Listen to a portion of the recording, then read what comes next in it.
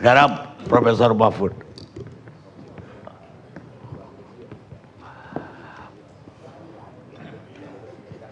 Baik, terima kasih. Assalamualaikum warahmatullahi wabarakatuh. Saya ingin jelaskan dulu bahwa saya terlibat dalam semacam polemik tentang ini. Sebenarnya saya merespons apa yang ada di medsos.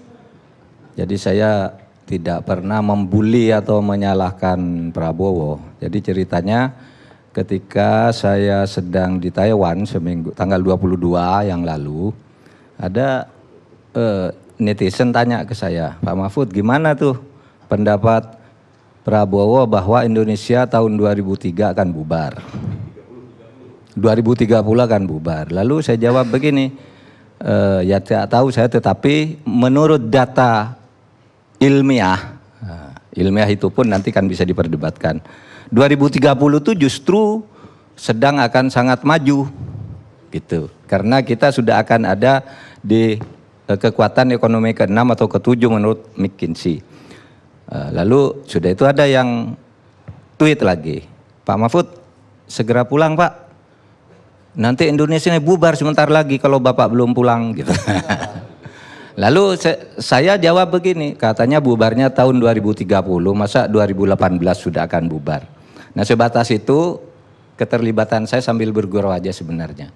Tetapi ini jadi polemik besar, di medsos juga muncul, maka sekarang saya masuk ke substansinya.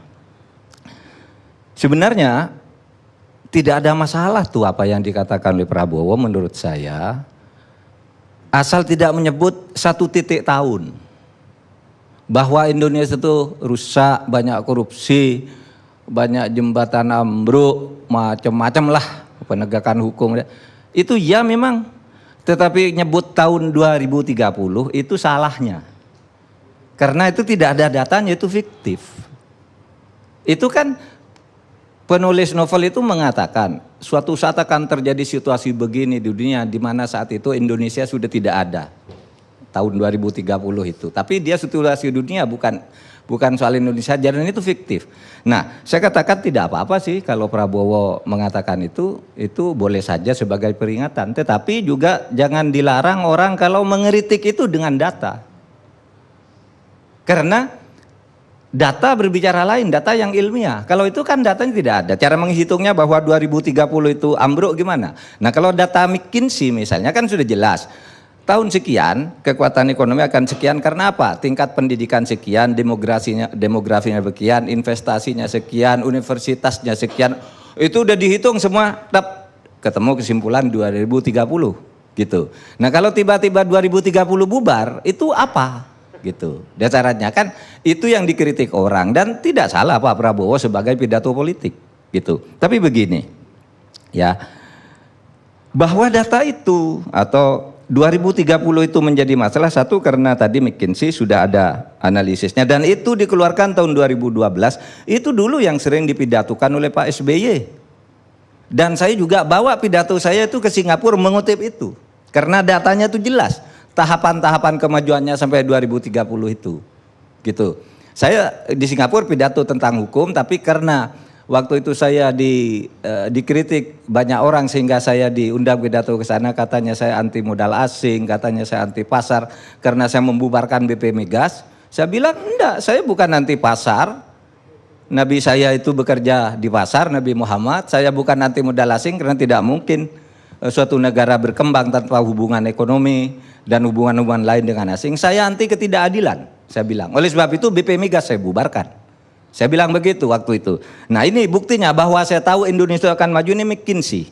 Saya tunjukkan. Nah, saya peroleh data McKinsey itu dari Pak Noh, Menteri Mendiknas waktu itu, menterinya Pak SBY. Saya sering dengar juga sendiri dari Pak SBY. Yang kedua, fakta sejarahnya Indonesia itu selalu terancam oleh pembubaran, separatisme, pemberontakan, krisis ekonomi. Selalu bisa keluar dari krisis itu faktanya, dari ilmiahnya di situ. Nah, sebenarnya ada informasi lain yang agak ilmiah gitu. Dulu ada bukunya Romo YB Mangunwijoyo menulis buku Menuju Republik Indonesia Serikat. Bukunya ini terbit. Buku ini dulu hasil seminar di UGM tanggal 6 Juni tahun 1998. Hanya beberapa 2 atau 3 bulan sudah Pak Harto jatuh, 1 bulan, belum sampai 1 bulan Pak Harto jatuh. Diskusi di UGM, kesimpulannya tuh Indonesia tahun 2045 menurut Romo Mangunwijoyo ini bubar. Bukunya ada. Kenapa akan bubar? Tidak terkait dengan soal-soal korupsi ekonomi tadi, tetapi dia katakan Indonesia kalau tidak segera mengubah bentuk menjadi negara federal, Indonesia tahun 2045 itu sudah bubar, tidak akan masuk ke 100 tahun. Ini kata Romo Mangun. Karena apa? Dengan bentuk negara kesatuan, otoritarisme akan terjadi sehingga nanti akan terjadi sempalan-sempalan. Oleh sebab itu sebelum sempal, difederalkan aja dulu. Itu Romo Mangun. Di Jogja sebuah diskusi di UGM. Saya hadir pada waktu itu.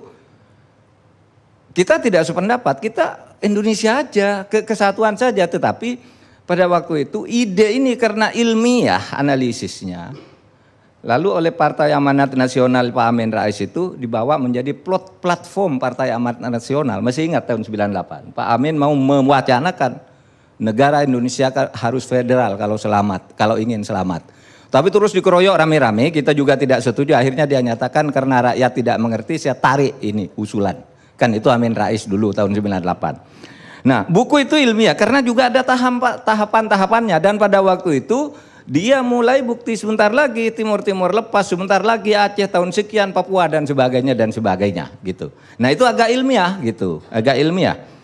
Nah, kemudian waktu saya Menteri Pertahanan pada tahun 2001 itu saya didatangi oleh orang membawa data. Pak katanya, sebagai Menteri Pertahanan Bapak saya tunjukkan nih. Ada dokumen dari luar negeri bahwa Indonesia akan dipecah menjadi 7. Sudah ada gambarnya. Ini negara federal 1, negara federal dan sebagainya.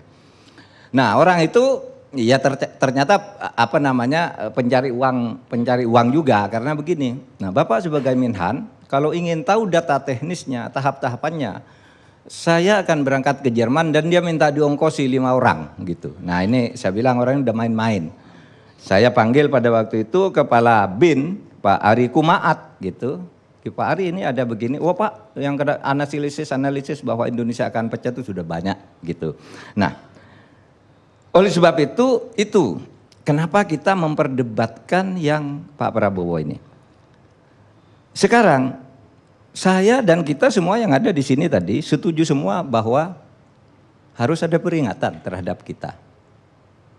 Yang pro maupun yang kontra itu tidak menolak sama sekali bahwa kita harus diberi peringatan. Indonesia ini harus diselamatkan. Cuma bedanya Pak Prabowo nyebut angka itu yang salah. Mengutip 2030 tanpa tahapan-tahapan perkembangan menuju 2030 itu fiktif. Apalagi memang diakui bahwa itu hanya novel. Itu fiktif. Mestinya kan ada tahapan-tahapan seperti McKinsey meskipun mungkin ada orang seperti Fuad Bawazir atau Pak Rizal Ramli tidak tahu. Sedikit potong ya. Dulu World Bank tahun 93 memprediksi Indonesia East Asian Miracle tahun 93. 97 langsung terjadi kolaps. Apa jaminan dari McKinsey ini? Nah, itu sama-sama prediksi, sama-sama fiksi, belum menjadi fakta. Gini, itu yang akan saya katakan berikutnya. Begini. Indonesia itu bisa bubar kapan saja. Besok pagi juga bisa bubar. Tetapi tidak akan ada orang mengatakan tahun sekian itu sebenarnya. Akan bubar kalau terjadi kondisi-kondisi sebagai berikut. Makanya, tidak usah nunggu 2030. Misalnya tadi itu ya, itu laporan resmi Bank Dunia, East Asian Miracle, sangat terkenal. Indonesia, iya. Tahu. Itu Macan tahun Asia 93. Juga. Dan itu dia sebutkan tahapan tahunnya juga disebutkan. Iya. Yang terjadi adalah karena Global Capital Movement yang cepat tahun 97-98 langsung terjadi krisis. Tahu. Iya. Apa masalahnya? Sudah nyebut tahapan-tahapan saja masih salah, apalagi cuma ngawur, kan begitu kira-kira jawabannya. Gitu kan? Ini sudah nyebut ada angka-angka bagaimana cara sampai ke sana tuh masih salah juga kalau terjadi kondisi-kondisi sebagai berikut. Gini. Misalnya maksud Pak Mahfud itu lebih cepat dari tahun 2030. Bisa lebih cepat, bisa tidak pernah. Iya, tergantung kondisinya. Apa yang akan menyebabkan? Bisa. Itu Romo Mangun menyebut tahun 2045. Tapi bukan karena soal ekonomi, tapi soal susunan negara dia. Soal sistem pemerintahannya salah, kata Romo Mangun. Harus Romo Mangun baru itu membawa bukunya pendapatnya Hatta, bahwa Hatta sejak awal menginginkan Indonesia ini federal, bukan kesatuan. Tapi kalah voting dia di BPUPKI. Nah itu yang diangkat lagi oleh Romo Mangun. Ini Hatta benar nih, tahun 2045 bubar katanya. Tapi kita tidak percaya, saya pun tidak percaya. Sehingga apa? Akhirnya jalan tengahnya kan diambil oleh Gus Dur pada waktu itu. Ketika ditanya, Gus yang benar nih negara kesatuan, apa negara federal? Itu dua-duanya baik, tapi rakyat tidak ngerti. Sudah gini aja katanya, beri nama negara kesatuan tapi isinya federal. Itu Gus Dur. Itulah akhirnya Undang-Undang nomor 22 tahun 99. Otonomi luas, negara kesatuan otonomi luas, tetapi wewenangnya ditentukan 4 seperti negara federal. Hukum, fiskal, finansial, kemudian hubungan luar negeri, ditambah di kita agama, pertahanan, keamanan. Nah kan itu yang terjadi pada waktu itu, sehingga kita selesai dari perdebatan itu, gitu. Nah begini, betul bahwa sekarang itu seperti dia katakan Pak Prabowo, banyak pejabat korup, enggak salah Pak Prabowo. Bahwa ekonomi sekarang itu ada kesenjangan, tidak salah. Semua orang mengatakan itu, dan itu masalahnya dari waktu ke waktu. Bahwa banyak aset kita dikuasai asing, sejak dulu sudah begitu, tidak baru. Seperti kata Babe tadi, kata Pak Ridwan Said, itu kan penyanyinya aja yang beda. Nyanyiannya sama sejak dulu.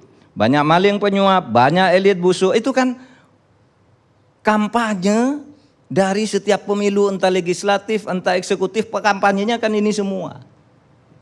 Tapi sesudah selesai, tidak ada yang bisa menyelesaikan ini. Iya kan? Iya kan, coba.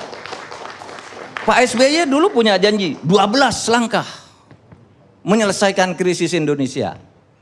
Nah, 15 langkah. Yang 12 itu memberantas korupsi dengan mengangkat pedang sendiri. Korupsi masih banyak zaman Pak SBY.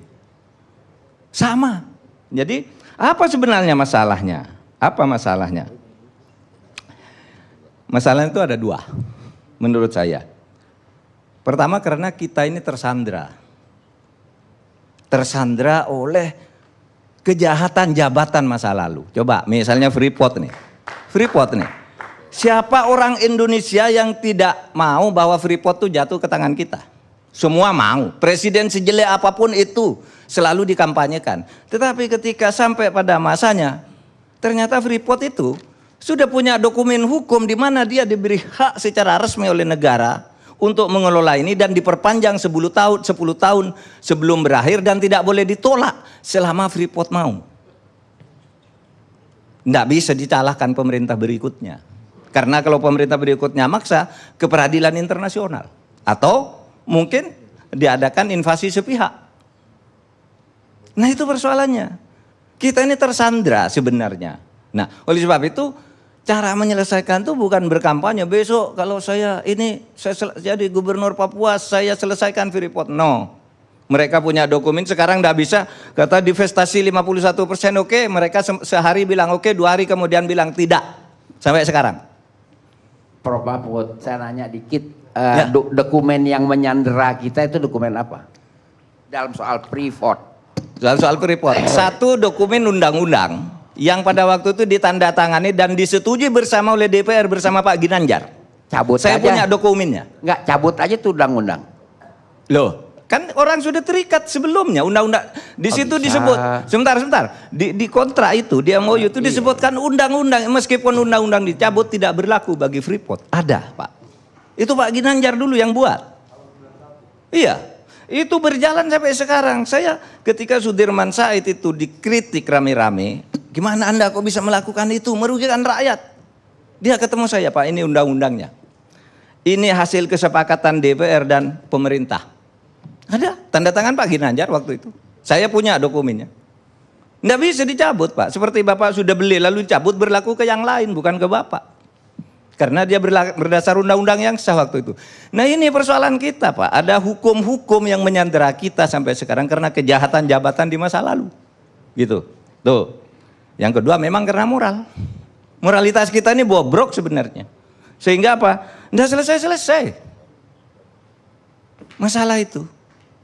Setiap muncul periode baru, muncul penjahat-penjahat baru, muncul koruptor-koruptor baru. Berkesinambungan kan, terwariskan itu, moral-moral seperti itu. Kalau dokumen itu Undang-Undang nomor 22 itu kejahatan siapa, Pak? Kenapa? Undang-Undang nomor 22 yang menyandera kita dalam hal Freeport itu kejahatan siapa, Pak? Saya ingin ralat, itu bukan kejahatan dalam arti pidana, itu tidak ada pidananya. Itu adalah proses pembuatan hukum yang kolutif. Dan itu banyak terjadi zaman Orde Baru. Setiap undang-undang tuh satu pasal itu dibeli, Pak. Ini pasal ini, perusahaan ini yang beli. Kehutanan tuh satu dim tuh harganya satu orang bisa 50 juta, Pak. Satu dim, padahal undang-undang tuh kadang-kala sampai 200 dim.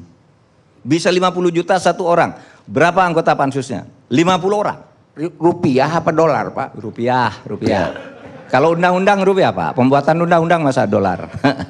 Pada waktu itu ya, Pak, saya pernah dipersoalkan nih ketika bicara kayak gini, bahwa banyak pembuatan undang-undang itu yang dijual belikan. Lalu Pak Marzuki Ali sebagai ketua DPR marah. Itu enggak benar tuh, ketua MK. Saya ketua MK.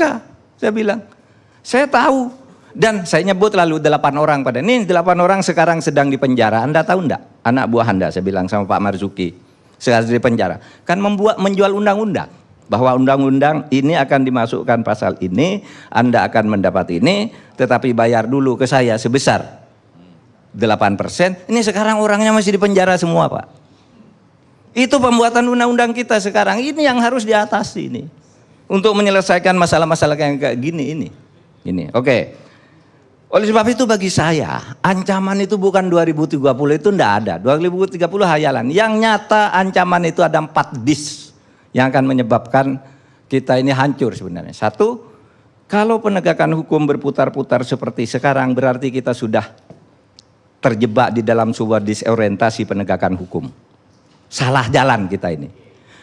Disorientasi yang berjalan terus ini akan menyebabkan distrust. Rakyat tidak percaya. Iya kan? Kalau ada orang ngomong, matikan TV-nya. Bohong ini katanya. Mau ke pengadilan, bohong ini. Nggak percaya pengadilan. Kalau distrust ini dibiarkan terus akan terjadi disobedience, pembangkangan. Kalau pembangkangan terjadi, itulah disintegrasi. Bisa tahun depan, bisa tahun 2030, atau bisa tidak terjadi. Tergantung kita mau memperbaiki apa tidak ini. Soal ini semua. Nah, pada akhirnya, kalau saya melihat perdebatan-perdebatan ini seakan-akan memperhadapkan perang berat itu antara pengikut Prabowo dan pengikut Jokowi. Padahal keduanya tuh sudah saling berpelukan, kok pengikutnya masih berperang, ini ada apa ini? Iya kan? Sudah saling berkunjung, naik kuda bersama, ketemu di publikasi, ketemu diam-diam. Ya, kita kan semua tahu. Ya, sebagai orang-orang seperti itu tahulah kapan ketemu di mana, apa yang dibicarakan. Ini malah yang di bawah ini berperang seakan-akan musuh bebuyutan, yang orang sudah rukun, yang lain bermusuhan terus. Kenapa kita tidak melihat masa baru sekarang? Ini, kan ada tahapan-tahapan demokrasi dan hukum itu berjalan bagaimana. Nah itulah yang harus kita tempuh dan kita harus mendidik rakyat ke arah itu. Assalamualaikum warahmatullahi wabarakatuh.